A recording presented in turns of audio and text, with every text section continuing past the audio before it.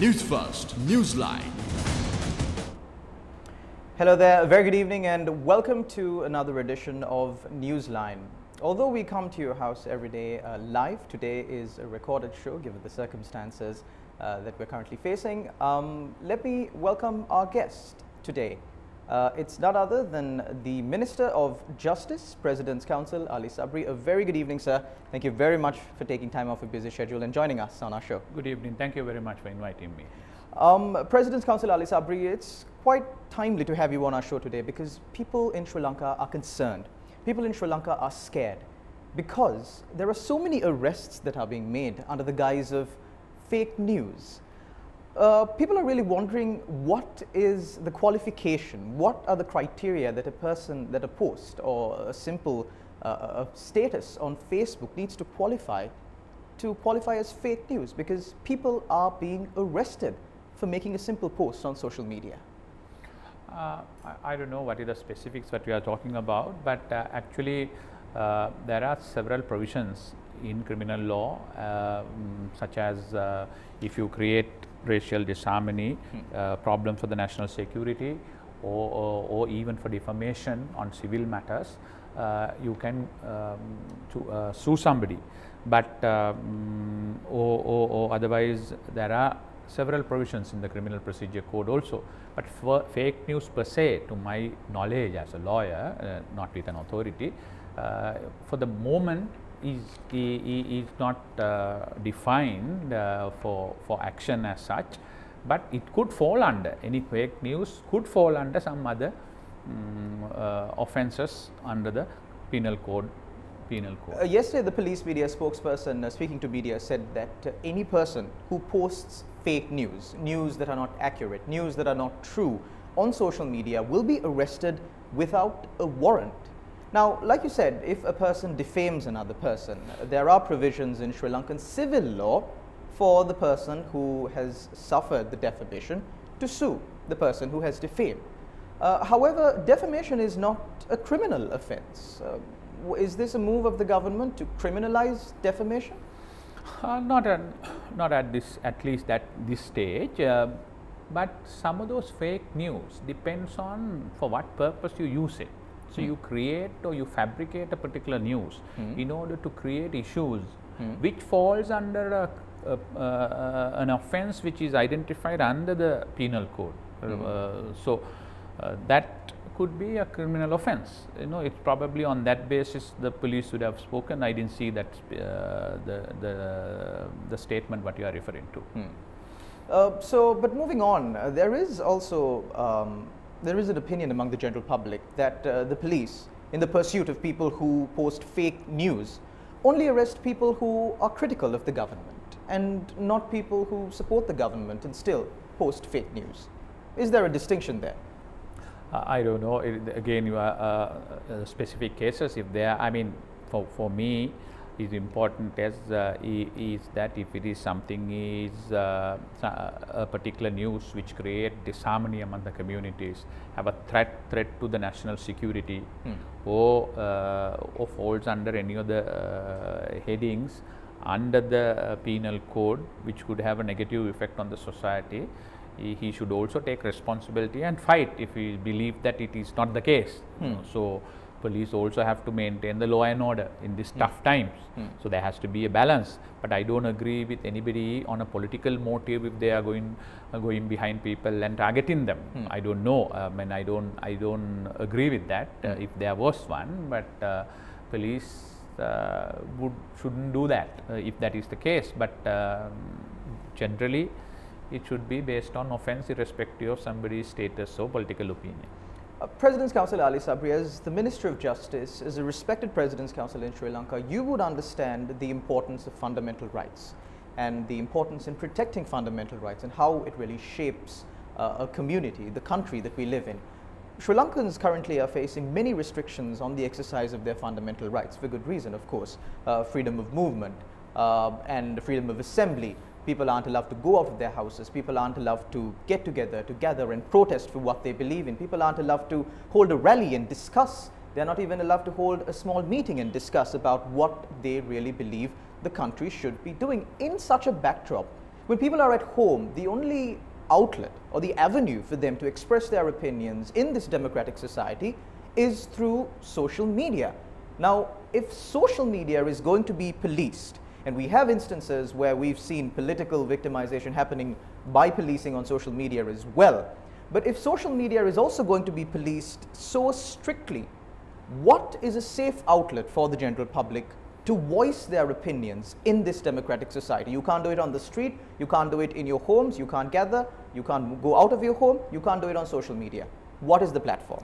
No, nobody is saying that you shouldn't or you should not use the social media platform. Without fear of being arrested. Yeah, but you should also know your limits. Article 12.1, Article 14.1 gives you the freedom of expression, but it is subjected to the restriction in terms of Article 15, subsection 7.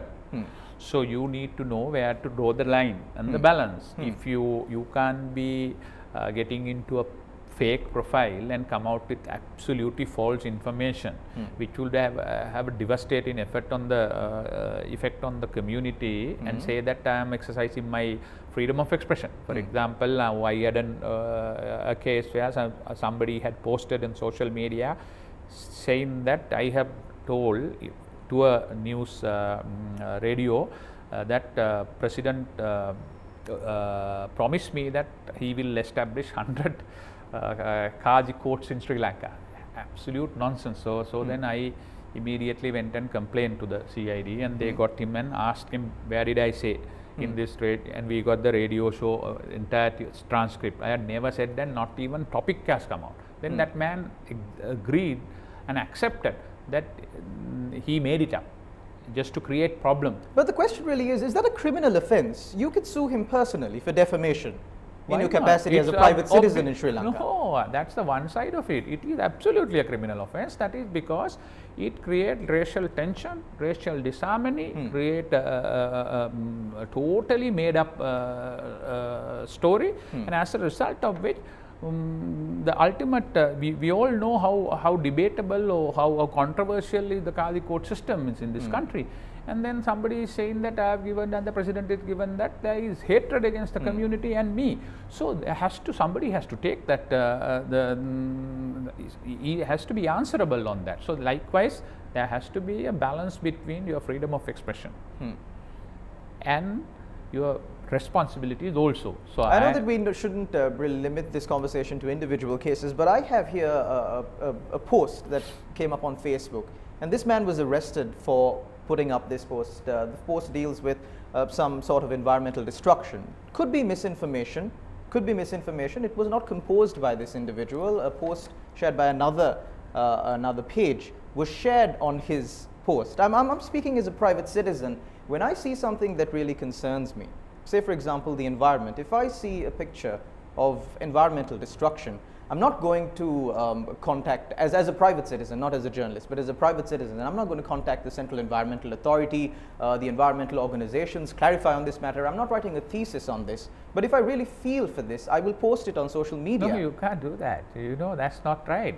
If somebody, now most of the social media posts which came during that particular period of time, some environmental damages which is caused in Amazon and India and Odisha and all those things have been manufactured here and sent it. But do people have to be arrested for that? No, the issue is, arrested or not, when you come out with a totally fabricated story and create a total dissension against the government of the day for nothing which is not, which is actual or which has really taken place. The moment you share it, you take responsibility saying that I am with this. It's not a liking or something, somebody's opinion or something. The moment you share it, that internationally accepted today is settled law. The moment you share something, you also take responsibility. The moment you make a statement, you take responsibility. And similarly, let's talk about the mismatch of the consequences of sharing misinformation. We saw a certain individual claiming to be a doctor coming out and saying, I have found a cure for COVID-19. Is this true, false in Sri Lanka? so that he has to prove whether he found or not. But at the end of the day, it was proved that this is not a cure for Yeah. COVID-19. So No, would that be spread of misinformation? Was this man No, arrested? Misinformation per se, you must understand that the difference. Misinformation per se is not going to be a punishable offense. That's what I say. If the misinformation had calculated at certain other things which in terms of the penal code could be an offense, or ICCPR if it is an offense, under the penal code section 240, 241, if this is an offense, or 120 it is an offense, then you have an answerable case. But to what extent and all, court will decide whether it amounts to fake news, what is your intention, whether you have just been passing through or liking it or honestly believed it or not. It's a test of your, I mean, any criminal offense have to, unlike a civil offense, have two ingredients. Right. First you have to have the mental element for it, and then you have to take action on that. So that will be tested in a trial. So the police put out a statement referring to the sections that will be used to charge those who spread false information. It includes section 120, section 286, 285, it goes on. Mainly these sections deal with, section 120 specifically deals with inciting the people against the government. Then there are sections in the ICCPR Act, articles of the ICCPR Act, that state statements that bring about religious disharmony. So besides those grounds, if there are statements that are false but supportive of the government, under Sri Lankan law, that's not a criminal offense. Yeah, so if someone comes and I mean criticize the government, it is not a criminal offense. No, I'm speaking about statements that support the government. Say if I put up a flamboyant post on Facebook saying the government will develop 1 million houses in Sri Lanka. False news, Okay. because there is no project of the sort. Right. So I wouldn't be under threat of being arrested. I don't think. Why do you want to do that? What is the damage which is caused to? I'm just trying to understand that. That's a very hypothetical kind of a question. But issue is, then again, if it has been done in such a manner just to create dissension against the government, then it is. If it has to fall under 120 or 285 or 286 or whatever, or the ICCPR or something of that sort. So that is very subjective. Ultimately, court has to decide.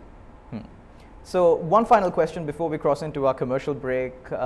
President's Counsel Ali Sabri, do you believe that giving the police carte blanche ability to arrest anyone they believe has violated these offences, even without a warrant, is fair? No, generally, it all depends on what sort of offence it is. If it is that offence that you say on ICCPRO, depending on the But arrest severity. these people without a warrant, because that is what the police media spokesperson said yesterday. I don't know. I can't be answering on behalf of the police media spokesman. No, I'm not. I'm asking you. Do you think it's fair? Do you think the action really, the consequence, is really on par with the action there? No, arresting a person without a warrant, branding him almost as a criminal? It depends on the case. I mean, it all depends on case by case basis, and I can't be hypothetically given an answer without looking at his full statement. But if law provides it, law had provided that for a reason. If the law doesn't provide, you can't do that. If he has to be presented before the magistrate has to apply the law in terms of the law which is in the book. So, as the Supreme Court has held in the famous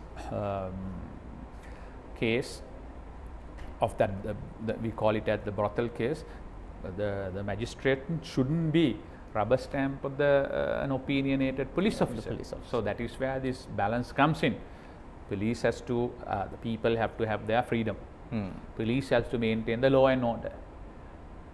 Judiciary has to come in between and balance this and adjudicate. So that's how any society which works. So we have to have a balance of that. If somebody goes beyond their powers and abuse it, whether police or government or anyone, then the judiciary must step in. Thank you very much, President's Counsel Ali Sabri. We'll cross into a short commercial break. We will be back with more on the other side of this. Stay tuned. You're watching Newsline.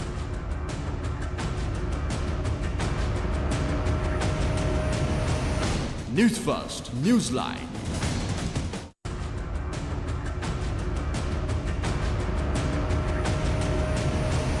Newsfirst, NewsLine. Welcome back. You're watching Newsline. However, today's show is a recorded show because of the current circumstances that we're under. Getting back to our discussion, President's Counsel Ali Sabri, we were speaking about arrests for people who publish fake news. Once a person is arrested, the custody, the responsibility, you said that people need to take responsibility for what they say and do. The responsibility of a person who has been arrested is with the police department. Absolutely. That person is really not in control of the circumstances that he's under. Absolutely. So we here in Sri Lanka have been seeing a rise in the number of deaths in police custody in recent days. And even the police media spokesperson speaking on the matter said there might be a few bad apples, but this gives a bad name for the entire police department. What is the government doing about this? Absolutely, this is definitely a very, very bad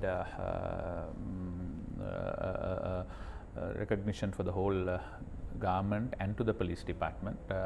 So I think as far as these particular incidents are concerned, the IGP and the government has started the investigations. Those officers who are in charge had been interdicted and inquiries are going on. In the meantime, that's not good enough. You need to go into the go deep into the situation and find out as to how or why it is happening. So on the government side, we have brought several of the legislations on the pipeline. For example, we are amending the Criminal Procedure Code, which require magistrate to at least once a month to visit the area where the suspects are being detained and held and all those things, to see that it is proper. And then I am also presenting under the Torture Act in terms of international regulation for somebody who is responsible for torture will be the fine had been made it very high.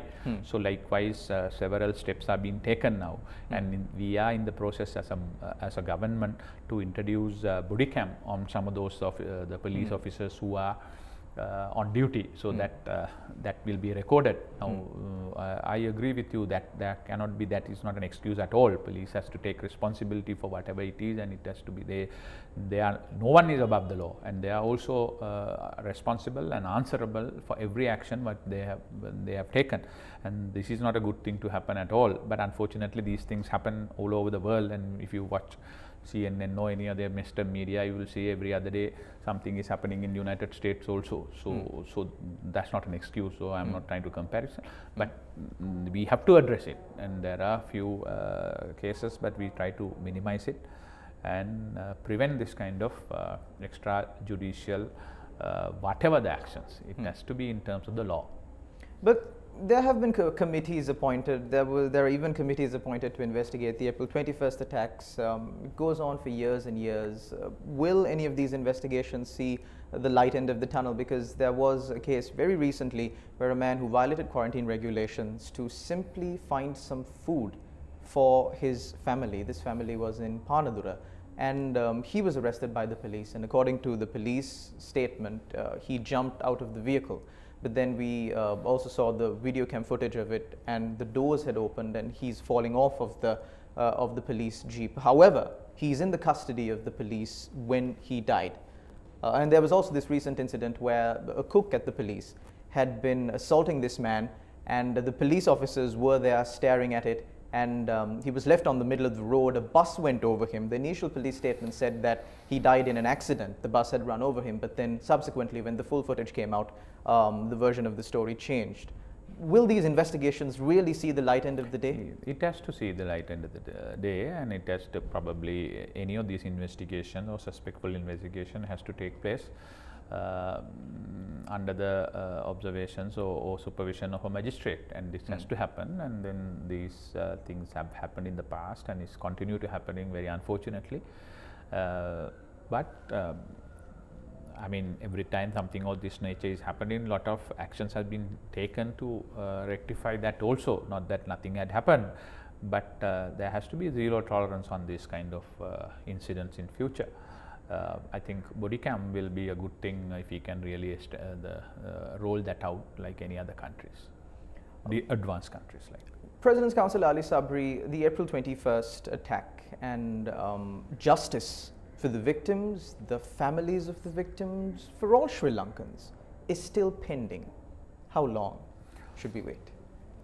Actually, in fact, there are 4 indictments which have already sent out by the Honorable Attorney General, and the final indictment regarding the main suspects is pending.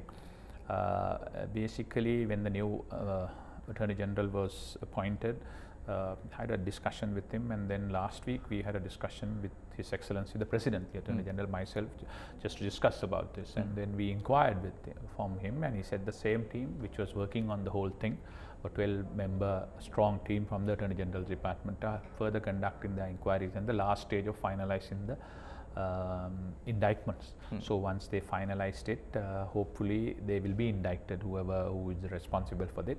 Who is responsible or not, who is guilty or not, who is innocent or not, is not a matter for me to comment, because I am no judge to do that. So there is a process to do that. People can complain, police can investigate, AG can go through that and find out who should be charged or not. But ultimately, depending and based on the evidence, it is the court and court alone can make somebody guilty or innocent or acquit or punish. The former Attorney General, before his retirement, hinted at the possibility of a conspiracy, or moreover, the existence of a conspiracy behind the April 21st attacks. Has the government focused their attention on that as well? I think investigation is focusing on that line, but if you look at the legal perspective, a legal point of view, if more than 2 people collude with a common intention collude and do something illegal, and that becomes a conspiracy. So you're of the opinion that the former Attorney General was speaking in a strictly legal sense, and I really don't know, but then there has to be a conspiracy. How can otherwise 9 places on the same time, or more or less at the same time, to do this kind of a thing? There has to be a conspiracy. Who is involved in the conspiracy or not, we have to find out through the investigation and also by the judges. But obviously there has to be a conspiracy. I mean, otherwise how can you have that kind of a coordinated effort and a terrorist attack?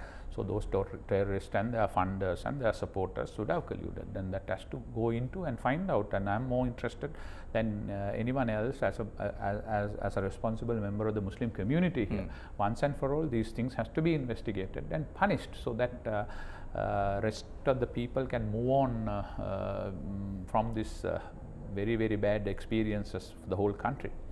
President's Counsel Ali Sabri, my final question to you. This incident surrounding the April 21st attacks and the amount of time that it has taken for these people to receive justice brings us to a very pertinent question, which is law's delays.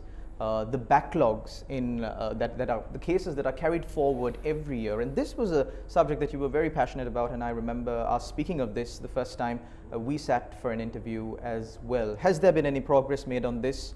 What are you planning on doing in the future? Yeah, a lot of progress have been made, but unfortunately the COVID intervention came in and the courts have been almost shut out, and therefore nothing can be seen on the progress. But if you look at the digitalization has almost come into a final stage of rolling it out, and then already digital hearings are there, and in Supreme Court and the Court of Appeal, and also in some of the Magistrate Court and the High Court for the urgent matters, and so that has helped the process. And then we are in the process of rolling out more courthouses to the system, so the pressure on the individual judges will be lessened, and then more cases should be heard and could be heard in a short span of time.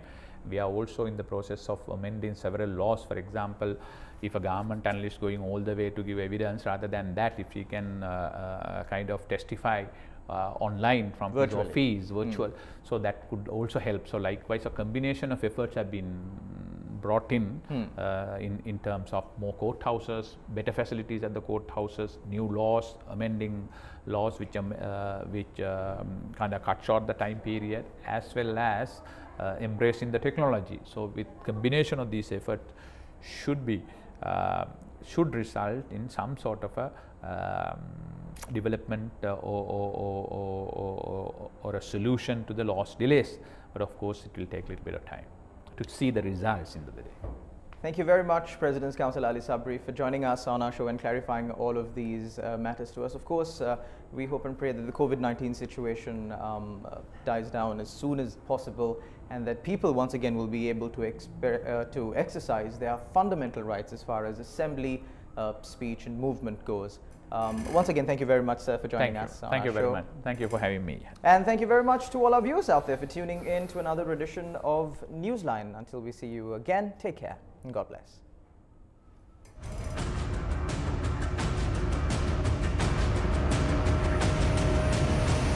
Newsfirst, Newsline.